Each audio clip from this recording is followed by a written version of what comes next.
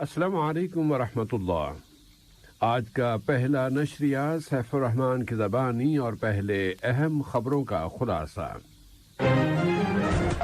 صاحب سمو امیر سے برادر ملک لیبیا کی پارلیمنٹ کے اسپیکر نے ملاقات کی ہے۔ امیر قطر نے لیبیا کی وحدت اور استحکام کے بارے میں برادر لیبیائی عوام کی امنگوں کی تائید و حمایت کو دہرایا ہے۔ وزیر اعظم و وزیر داخلہ نے دوحہ کے مرکزی علاقے اور کارنش روڈ کی ڈیولپمنٹ کے پروجیکٹ کا دورہ کیا ہے۔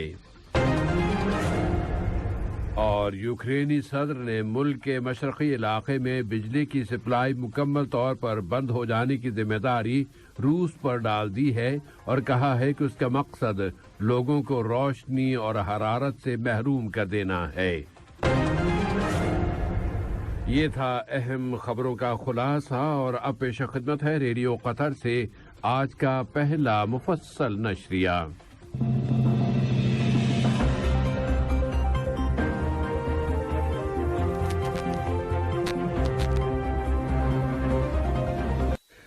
بسم اللہ الرحمن الرحیم۔ صاحب سمو امیر شیخ تمیم بن حمد آل ثانی سے دیوان امیری میں برادر ملک لیبیا کی پارلیمنٹ کے اسپیکر جناب عقیل صالح نے ملاقات کی ہے، جو اس وقت ملک کا دورہ کر رہے ہیں۔ ملاقات کی ابتدا میں لیبیا کی پارلیمنٹ کے اسپیکر نے صاحب سمو امیر کو لیبیا کے تازہ ترین حالات سے آگاہ کیا اور اس کے ساتھ ہی صاحب سمو امیر کا شکریہ ادا کیا کہ قطر مسلسل لیبیا اور اس کے عوام کی مدد اور حمایت کر رہا ہے۔ صاحب سمو امیر نے اس موقع پر لیبیائی عوام کے حوالے سے قطر کے موقف کو دہرایا کہ وہ لیبیائی عوام کی ترقی اور خوشحالی اور لیبیا کی وحدت و استحکام کی امنگوں کی مکمل مدد و حمایت کرتا ہے۔ اس کے علاوہ اس ملاقات میں دونوں ملکوں کے درمیان تعاون کو فروغ دینے کے مختلف پہلوؤں اور موجودہ متعدد علاقائی و بین الاقوامی مسائل پر گفتگو کی گئی۔ مجلس شورا کے اسپیکر جناب حسن بن عبداللہ الغانم بھی کل کی اس ملاقات میں شریک تھے۔ قطر اور لیبیا کے تعلقات بہت مضبوط ہیں اور قطر ہمیشہ سے ہی لیبیا کی وحدت کے لیے کام کرتا آ رہا ہے اور وہ لیبیائی عوام کی امنگوں کی تکمیل کے لیے ان کی مدد اور حمایت کر رہا ہے۔ شورا کونسل کے اسپیکر جناب حسن عبداللہ الغانم سے برادر ملک لیبیائی پارلیمنٹ کے اسپیکر جناب عقیل صالح نے ملاقات کی ہے۔ اس ملاقات میں لیبیا کے موجودہ حالات اور دونوں ملکوں کے درمیان پارلیمانی تعلقات کا جائزہ لیا گیا۔ شورا کونسل کے اسپیکر نے اس موقع پر کہا کہ قطر ہر اس امر کی مکمل مدد و حمایت کرتا ہے جس کے نتیجے میں لیبیا میں امن اور استحکام بحال ہو جائے۔ وہ اس کی بالادستی اور زمینی وحدت ہی چاہتا ہے اور یہ چاہتا ہے کہ امن، استحکام، تمام فریقوں کے درمیان قومی اتفاق رائے پر مشتمل لیبیائی عوام کی امنگیں پوری ہوں، اور قطر اس سے متعلق سلامتی کونسل کی تمام قراردادوں کی مکمل تائید و حمایت کرتا ہے۔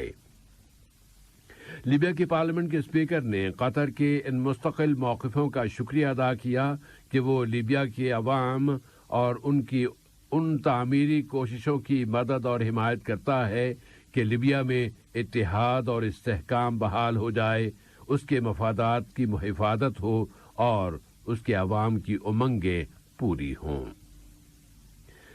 جزائر بہاماس کے گورنر جنرل جناب کورنیلیوس ایلون سمتھ نے جزائر بہاماس کے لیے قطر کے غیر مقیم سفیر جناب جمال ناصر البدر سے ان کی اسناد سفارت وصول کی ہیں۔ سفیر محترم نے صاحب سمو امیر شیخ تمیم بن حمد آل ثانی کی جانب سے خیر سگالی کا ایک پیغام جزائر بہاماس کے گورنر جنرل کو پہنچایا۔ اس میں ان کی صحت و سعادت اور جزائر بہاماس کی حکومت اور عوام کی ترقی و خوشحالی کی خواہش کا اظہار کیا گیا ہے۔ جزائر بہاماس کے گورنر جنرل نے بھی صاحب سمو امیر کی صحت و سعادت اور قطر کی مسلسل ترقی و خوشحالی کی تمناؤں کا ایک پیغام سفیر محترم کے سپرد کیا۔ وزیر اعظم و وزیر داخلہ شیخ خالد بن خلیفہ بن عبدالعزیز آل ثانی نے دوحہ کے مرکزی علاقے اور کارنش روڈ کی ڈیولپمنٹ کے پروجیکٹ کا دورہ کیا ہے۔ وزیر اعظم و وزیر داخلہ نے اس پروجیکٹ کی تازہ ترین صورتحال اور اس کے نفاذ کے طریقہ کار کے بارے میں معلومات حاصل کی کہ وہ علاقے کے انفراسٹرکچر، وہاں کی پبلک ٹرانسپورٹ، خاص طور پر فیفا قطر 2022 کی چیمپئن شپ کے ساتھ مکمل طور پر ہم آہنگ ہو، اور اس کے ساتھ ہی ساتھ یہ پروجیکٹ دوحہ کے مرکزی علاقے اور کارنش روڈ کی تزئین و آرائش اور انہیں ماحول دوست علاقے میں تبدیل کرنے کے ساتھ مکمل مطابقت رکھتی ہو۔ وزیر اعظم نے اپنے اس دورے میں وہاں کے سرسبز علاقے، پارکس، قطری فنکاروں کے فن پارے بھی دیکھے جو اس پروجیکٹ کا حصہ بنا دیے گئے ہیں، اور آثار قدیمہ کی ترمیم کا کام بھی اس میں شامل ہے۔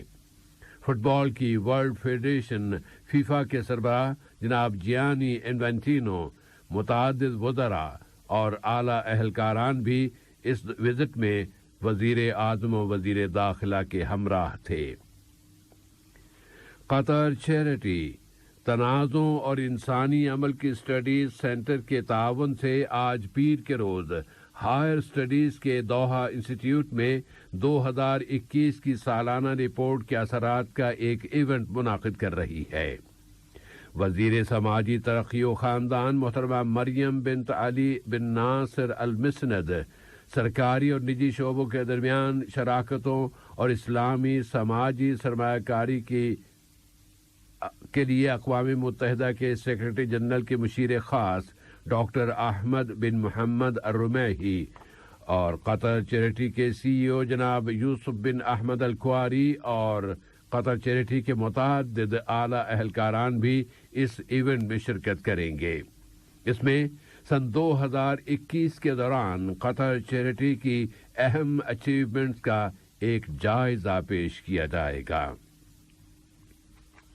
وزیر مملکت برائے امور خارجہ جناب سلطان بن سعد المریخی سے ملک میں اسپین کے سفیر جناب کارباخوسا سانچیز نے ملاقات کی ہے، جس میں دونوں ملکوں کے باہمی تعلقات و تعاون کا جائزہ لیا گیا۔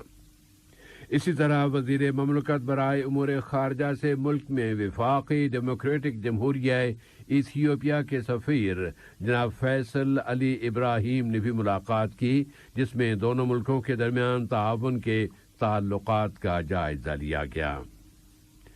آج پیر کے روز یہاں حقوق انسانی کا پہلا قومی فورم شروع ہو رہا ہے، جس کا اہتمام حقوق انسانی کی قومی کمیٹی کر رہی ہے۔ 2 روز تک جاری رہنے والے اس فورم میں ورلڈ کپ فیفا قطر 2022 کی چیمپئن شپ کے دوران حقوق انسانی کی حفاظت میں قانون نافذ کرنے والے اداروں کے کردار پر بحث کی جائے گی۔ اقوام متحدہ کی جنرل اسمبلی کے 76ویں سیشن کے سربراہ جناب عبداللہ شہید نے کہا ہے کہ قطر ہمیشہ عقل و خرد کی نمائندہ آواز ہے۔ انہوں نے سلامتی کونسل میں اصلاحات کے لیے حکومتی مذاکرات کے عمل میں اقوام متحدہ کے لیے قطر کی مستقل مندوب الشیخہ علیہ احمد بن سیف آل ثانی کی شکل میں قطر کی کوششوں کو پیش کیا ہے۔ انہوں نے دوحہ فورم کی بھی تعریف کرتے ہوئے کہا کہ یہ فورم دنیا کو درپیش بڑے مسائل اور چیلنجز پر بحث اور مناقشے کے لیے ایک پلیٹ فارم مہیا کرتا ہے، اور اہم مسائل میں ملکوں کے موقفوں میں اتحاد پیدا کرنے کے لیے کام کرتا ہے۔ انہوں نے زور دے کر کہا کہ ورلڈ کپ فیفا قطر 2022 دنیا کی ایسی پہلی چیمپئن شپ ہوگی جو کاربن سے بالکل پاک ہوگی، اور یہ قطر کی بہت زبردست اچیومنٹ ہے۔ ملکہ الزبتھ دوم کی میت کو ایک جلوس کی شکل میں اسکاٹ لینڈ کے بالمورل پیلس سے ایڈنبرا پہنچا دیا گیا ہے، جبکہ اس سفر کے دوران لاکھوں لوگ سڑک کے دونوں جانب کھڑے تھے۔ मलिका एलिजाबेथ दोम का दौर बरतानवी बादशाहत में सबसे लंबा दौर रहा है और उनकी वफात के बाद यूनाइटेड किंगडम की फजा बहुत सोगवार है। जबकि जब मलिका की मैयत स्कॉटलैंड की शाही रिहाइशगाह हॉलीरोड हाउस पैलेस के मेन गेट से बाहर लाई जा रही थी तो लोगों का एक बहुत बड़ा हुजूम मैयत के इस्तकबाल के लिए वहां मौजूद था। अब इस वक्त ये मैयत शाही हॉल में रखी गई है और आज सेंट जेल कैथेड्राल में मजहबी रसूमात अदा की जाएंगी और शाह चार्ल्स सुवम भी इन रसूमात में शिरकत करेंगे। इसके बाद कल मंगल के रोज मलिका की मैयत बाय एयर लंदन मुंतकिल की जाएगी और फिर 19 सितंबर को बरतानवी दारुल हुकूमत लंदन में उनके कौमी जनाजे की आखिरी रसूमात अदा की जाएंगी। यूक्रेन के सदर वोलोडिमीर ज़ेलेंस्की ने 2 इलाकों खार्किव और डोनेट्स्क में बिजली के मुकम्मल इनक़ता और ज़ापोरिज़िया, डेनेपर, पेट्रोविस्क और सूमी के इलाकों में बिजली के जुज़वी इनक़ता की जिम्मेदारी रूस पर आयद कर दी है। उन्होंने मॉस्को पर इल्जाम लगाया है कि उसने जानबूझकर सिविल इंफ्रास्ट्रक्चर को निशाना बनाया है ताकि वहां लोगों को रोशनी और हरारत से महरूम किया जा सके। यूक्रेन के मशरक़ी इलाके की इंतज़ामिया ने रूस पर इल्ज़ाम लगाया है कि उसने स्ट्रेटेजिक इंफ्रास्ट्रक्चर पर बमबारी की है जिसके नतीजे में वसी तर इलाकों में बिजली की सप्लाई मुनक़ता हो गई है और इसकी बमबारी की वजह यह है कि जंग के मैदान में रूस नाकाम हो रहा है और ये सूरत हाल ऐसे वक्त में सामने आई जबकि यूक्रेनी फौज ने अपने जवाबी हमले में रूसी मिलिट्री लाइनों में शगाफ डाल दिए हैं। और अमेरिका के सदर जो बाइडेन ने जोर देकर कहा है कि अमेरिका दहशतगर्दी के किसी भी खतरे के खिलाफ फौजी ताकत के इस्तेमाल से हरगिज हिचकिचाहट और तरद्दुद का मुजाहरा नहीं करेगा। वो 9/11 की 21वीं बरसी के मौके पर अमेरिकी वज़ारत दिफ़ा पेंटागन में एक तकरीब से खिताब कर रहे थे। उन्होंने कहा कि अमेरिका दहशतगर्दी की सरगर्मियों पर मुसलसल नजर रखे हुए है और वो जहां कहीं भी हों उन्हें नाकाम बनाया जाएगा और अमेरिकी अवाम के दिफा के लिए जो कुछ भी जरूरी हुआ उससे उसके इस्तेमाल में हरगिज तरद्दुद नहीं बरता जाएगा। अहम खबरों का खुलासा एक मरतबा फिर पेश खिदमत है। साहिब समू अमीर से बिरादर मुल्क लिबिया की पार्लियामेंट के स्पीकर ने मुलाकात की है और अमीर कतर ने लिबिया की वहदत और इस्तेहकाम के बारे में बिरादर लिबियाई अवाम की उमंगों की ताईद व हिमायत को दोहराया है। वजीर आज़म व वजीर दाखिला ने दोहा के मरकजी इलाके और कॉर्निश रोड की डेवलपमेंट के प्रोजेक्ट का दौरा किया है और यूक्रेनी सदर ने मुल्क के मशरक़ी इलाके में बिजली की सप्लाई मुकम्मल तौर पर बंद हो जाने की जिम्मेदारी रूस पर आयद की है और कहा है कि उसका मकसद लोगों को रोशनी और हरारत से महरूम कर देना है। रेडियो कतर से आज का पहला नशरिया अपने इख्तिताम को पहुंचा। फी अमानिल्लाह। हमारा दूसरा बुलेटिन शाम 7:30 बजे पेश किया जाएगा। सुनते रहिए FM 107। सलाम अलैकुम दोस्तों, मैं हूं शेख नूर। आप देख रहे थे कतर न्यूज़ टुडे। मुझे उम्मीद है कि ये वीडियो आपको इंफॉर्मेटिव लगी होगी। इसी तरह के वीडियो पाते रहने के लिए नूर टाइम 24/7 यूट्यूब चैनल को सब्सक्राइब कीजिए और इस वीडियो को लाइक, कमेंट और शेयर ज़रूर कीजिए। अगर आप फेसबुक पर देख रहे हैं तो शेख नूर पेज को लाइक कीजिए और फॉलो कीजिए ताकि मैं जैसे वीडियो अपलोड करूँ आप तक पहुँच जाए। शुक्रिया।